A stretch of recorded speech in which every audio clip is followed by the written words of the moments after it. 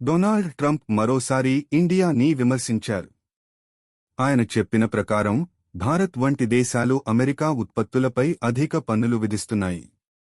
India మరియు Brazil వంటి దేశాలు 100%, 200% పన్నులు వేస్తున్నాయి. ఇది మా మీద ప్రభావం చూపిస్తుంది.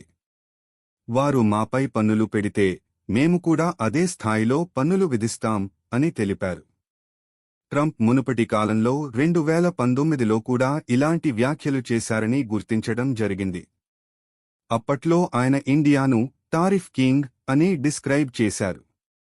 దీనితో ఇండియాకు చెందిన generalised system of preferences (GSP) హక్కు రద్దు చేయబడింది. ఈ హక్కు ద్వారా అభివృద్ధి చెందుతున్న దేశాలు తమ ఉత్పత్తులను అమెరికాకు పన్నుల లేకుండా ఎగుమతి చేయగలుగుతున్నాయి. ఇంకా ప్రస్తుతం జో బైడెన్ ప్రభుత్వం అమెరికా-ఇండియా సంబంధాలు బలపడినట్లు తెలిపింది. America deputy secretary of state Kurt Campbell, Indian ambassador Vinay Mohan క్వత్రాతో సమావేశమైన ఈ సంబంధాలు ఇంకా బలపడతాయని వ్యక్తం చేశారు.